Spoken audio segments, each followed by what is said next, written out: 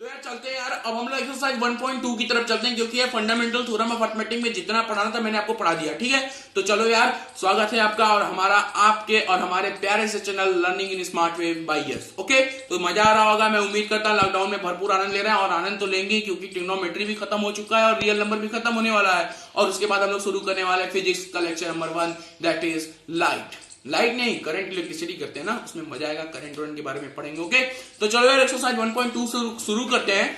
बहुत मजा आएगा इस एक्सरसाइज में, बहुत आसान सा एक्सरसाइज है।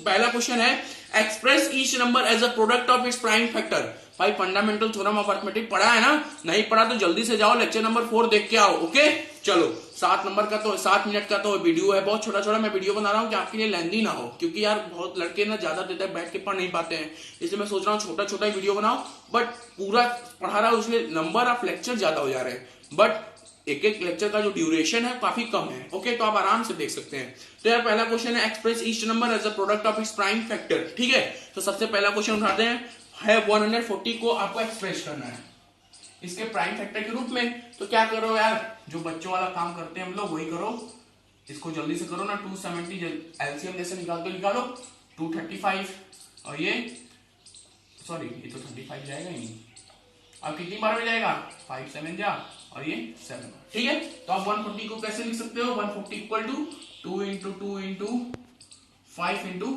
7, ये हो गया आपका आंसर। ओके, बात समझ में आया। उसी तरीके से क्वेश्चन और है 156। ओके चलो 156 का जल्दी से करते हैं। 156 को आपको लिखना है इसके प्राइम फैक्टर के रूप में, इसके प्राइम फैक्टर के फॉर्म में। ठीक है, तो ये कितना हो गया, 2 7 जा 14, 2 8 जा 16, 2 7 जा 14, 1 हुआ इधर आया, 2 8 जा 16, फिर इसको करो तो 2 3 जा 6, 2 9 जा।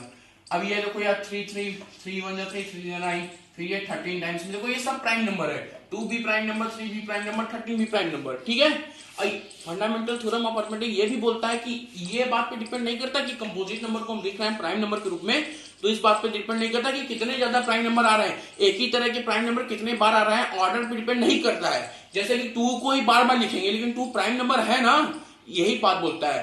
बात समझो, फंडामेंटल थ्योरम ऑफ अरिथमेटिक यही बात बोलता है कि हम किसी भी कंपोजिट नंबर को उसके प्राइम फैक्टर के रूप में लिखेंगे, लेकिन इस बात पर निर्भर नहीं करेगा कि एक प्राइम नंबर कितनी बार रिपीट हो रहा है। बात समझ में आया, यही बोलता है fundamental theorem of arithmetic. Okay, अब जैसे इसको आपको लिखना है ना, तो क्या करोगे, 156 बस इसको लिख दो ऐसे, 2 इंटू 2 इंटू 3 इंटू 13 हो गया।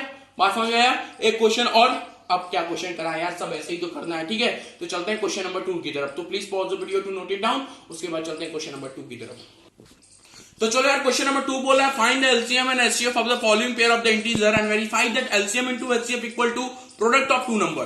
तो यार मैंने आपको एक चीज मैं भूल गया था, मुझे पहले वाले लेक्चर में बता देना चाहिए था, बस आप अभी भी नोट कर लो, कोई दिक्कत, बहुत बड़ी चीज नहीं है, आप बचा सकते हो आराम से। बस क्या लिखना है कि अगर मेरे पास कोई 2 नंबर दिया हुआ है एक्स और वाई, ठीक है, तो बस आपको लिखना है कि LCM of X and Y into HCF of X and Y equal to X into Y.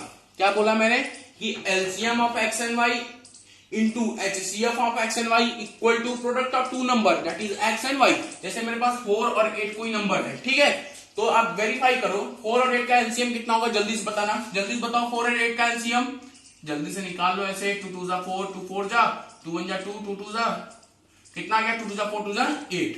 और इसका एचसीएफ कितना होगा, एचसीएफ मतलब वो बड़ी से बड़ी संख्या जो दोनों को काटे, तो बड़ी से बड़ी संख्या दोनों को काटे वो कौन है, 4 ही तो है, तो इसका 4 ही तो होगा। अगर कोई HCF into LCM into HCF, ये देखो ये एलसीएम था भाई, और ये क्या था, एचसीएफ। अब इसका एचसीएफ चाहो तो निकाल लो, मैं तो आपको शॉर्टकट में बता रहा था। 4 2 जा 8 हो गया, कट गया यही, तो यही इसका एचसीएफ हो गया। बात समझ में आया। तो अब बस आपको क्या करना है, यहाँ पे LCM into HCF equal to first number into second number, देखो दोनों वेरीफाई होंगे, दोनों इक्वल होंगे, और यही आपको फॉर्मूला याद कर दो कि मेरे पास कोई 2 नंबर है एक्स और वाई, तो LCM of X and Y into HCF of X and Y equal to X into Y, that is LCM into HCF is equal to first number into second number. ठीक है, बस यही formula आपको याद रखना है। ठीक है, तो क्वेश्चन नंबर 2 बस वैसा ही है, क्या कर रहा है कि find LCM and HCF of the following pair of the integer and verify that LCM into HCF equal to product of 2 number. Okay, तो चलो यार हम लोग जल्दी से करते हैं। एक क्वेश्चन मैं इसका कराऊंगा, बाकी दो आपको करना पड़ेगा, बहुत आसान सा क्वेश्चन है, ठीक है। तो सबसे पहला क्वेश्चन मैं करा दे रहा हूं। तो चलो यार करते हैं। पहला क्वेश्चन है 26 और 91 को आपको निकालना है एलसीएम और एचसीएफ, फिर उसके बाद आपको करना है verify, that is LCM into HCF equal to first number into second number. तो चलो करते हैं भाई। देखो क्या लॉजिक मेरा रहेगा इसमें फंडा, कि सबसे पहले मुझे 26 को हम प्राइम फैक्टर के रूप में लिख लेंगे। तो 26 को प्राइम फैक्टर के रूप में लिखने के लिए इसका एलसीएम ऐसे निकालते हैं, वैसे करते हैं। कितना आ गया, यही तो आया, दैट इज 2 इंटू 13। ओके, अब आपको 91 को भी लिख लेना है प्राइम फैक्टर के रूप में। तो चलो यार 91 को भी लिख लेते हैं। देखो यार 3 से कटेगा क्या, कैसे पता करेंगे, 2 से तो नहीं कटेगा क्योंकि 1 प्लेस पे 2 वाले टेबल वाले नंबर नहीं है। 3 से भी नहीं कटेगा क्योंकि 9 + 1 10 होता है और 10 3 से नहीं कटता। 4 से तो कटेगा नहीं, ये कटेगा 7 से। तो 7 1 जा 7, 7 3 जा, ये आ गया ये। तो आप इसको लिख देंगे 7 इंटू 13। देखो ये भी प्राइम नंबर ही है दोनों। ओके, अब आपको लिखना है एलसीएम। क्या लिखना है, एलसीएम। तो एलसीएम इक्वल टू कितना होगा, देखो यहां से जो कॉमन मिल रहा है वो उठा लो, दैट इज 13 कॉमन मिला। अब जो कॉमन नहीं मिला है उसको भी उठा लो, वही होगा आपका एलसीएम। तो एलसीएम कितना होगा, दैट इज 13 इंटू 7 इंटू 2, तो 7 2 जा 14, और फिर आपको करना है 13 इंटू 14। तो जल्दी से कर दो यार, 13 4 जा 52, 52 का 2, 13 1 जा 13, 13 + 5 18। तो हो गया आपका ये 182, ये हो गया आपका एलसीएम। बात समझ में आया। क्या करना है, सबसे पहले आपको सबका प्राइम फैक्टर लिखना है, लिख दिया। एलसीएम में जो चीज कॉमन मिल रहा है उसको भी लिखो एक बार, और जो नहीं मिल रहा है उसे भी उतार दो, फिर सबको मल्टीप्लाई कर दो। ये हो गया आपका LCM by prime factor method, by prime factorization method.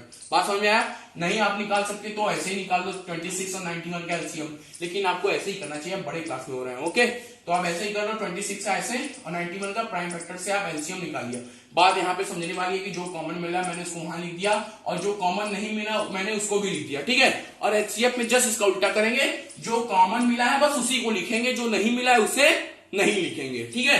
तो चलो ये हो गया मेरा एलसीएम आ गया 182, और एचसीएफ कितना होगा भाई, एचसीएफ कितना होगा जल्दी बताओ। जो इसमें कॉमन मिला है तो कॉमन 13 नहीं मिला, तो एचसीएफ 13 हो गया, ठीक है। अब आपको करना है वेरीफाई कि क्या 26 into 91 is equal to 13 into 182 है। तो चलो करते हैं। तो पहले निकाल लेते हैं एलसीएम इंटू एचसीएफ, कितना होगा, दैट इज 182 इंटू 13। तो 13 2 जा 26, 13 8 जा। देखो आप ये भी कर लो, एक तो ये आएगा, उसके बाद यहां से आओ, फर्स्ट नंबर कितना है 26 इंटू 91 करना है आपको ना।